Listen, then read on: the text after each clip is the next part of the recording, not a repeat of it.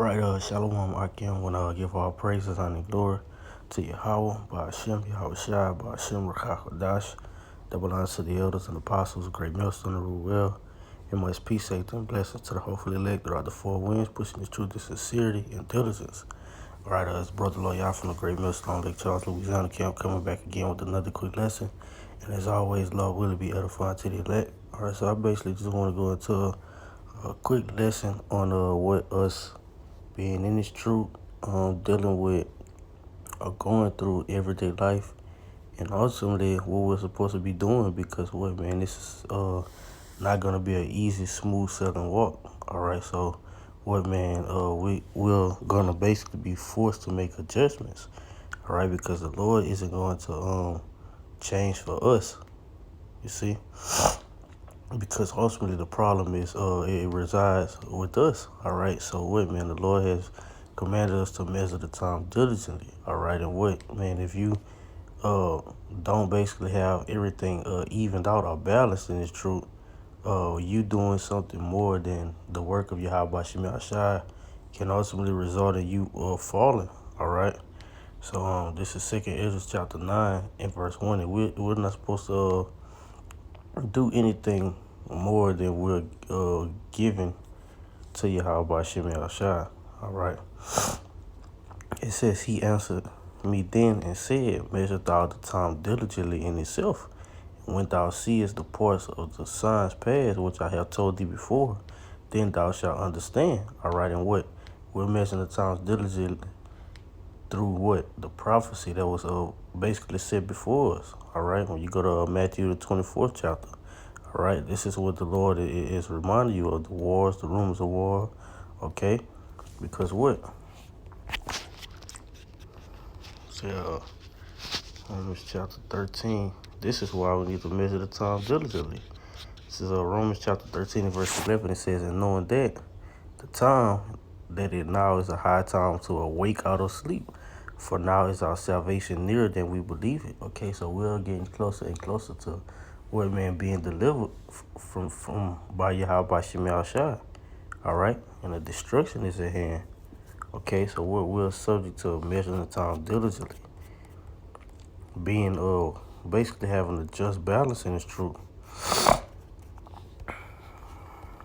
Because what, man, you can get complacent and go about the everyday life. All right, and what, man, before you know it been a week past, and you know, if you allow it to get, you know, that bad, you wouldn't even be doing the work for Yahweh Shemi Shai. All right, it says, then thou shalt know, so like it, then shalt thou understand, that is the very same time wherein the highest will begin to visit the world which he made. You see? So yeah, man, and another thing is, like, you're supposed to have fear, okay? Especially if you know that you're not doing what's required of you. All right? You're supposed to constantly be in fear.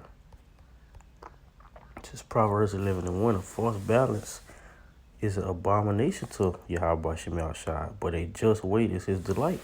All right, so you have to be balanced in this thing, okay? Yeah, everyday life is going to kick your ass, but that still doesn't give you the right not to do the work of Yahweh Shemi Shai.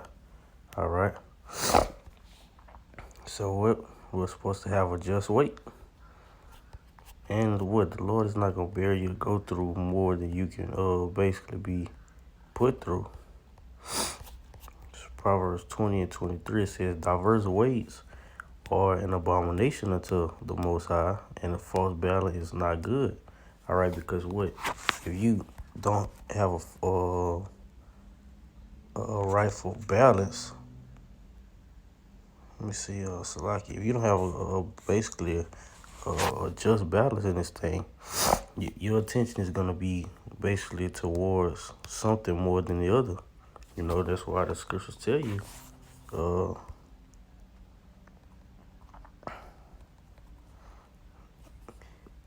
Matthew 6 and 24, no man can serve two masters, for either he will hate the one or love the other, or else he will hold to the one and despise the other. He cannot serve the Most High and Mammon. You see? And what these things are, this is something that's brought forth through everyday life. You know? Either you're going to serve Yahweh Shem Yahushua, or you basically going to be with the world. And it's going to be determined through your actions. Okay? It's going to be determined by your actions, because a man of Yahweh Shem Yahushua is not going to let nothing pull him from this truth. And ultimately, what the scripture says in the book of Luke, it says, amen, that Salaki in the book of John, the elect won't be plucked out of the Lord's hands. See? This is Romans chapter 8 and verse 35. Who shall separate us from the love of Hamashiach? Shall tribulation, or distress, or persecution, or famine, or nakedness, or peril, or sword? As it is written, for thy sake we'll kill all the day long. And that's right. We'll kill all the day long, having to deal with things that comes forth in regular life, having to be amongst 2/3. It says we're counted as sheep full of slaughter. Nay, in all these things we are more than conquerors through him that loves us. So we're able to overcome all the things that we go through, because what? First and foremost, Yahushua has placed his spirit upon us. All right, and if the Lord's spirit is upon us, what we didn't quit. So like the Lord didn't quit. Okay, so that's allowing us to strive. Let me grab that. It's apocryphal. This is Rock 4:28. It says, strive for the truth until death, and the Lord shall fight for thee. So what? By us measuring the time diligently and, making time for Yahweh Shem Yahushua, the Lord is going to continue to fight for us, all right? Because we're not going to be complacent, and ultimately we're just not going to give up, all right?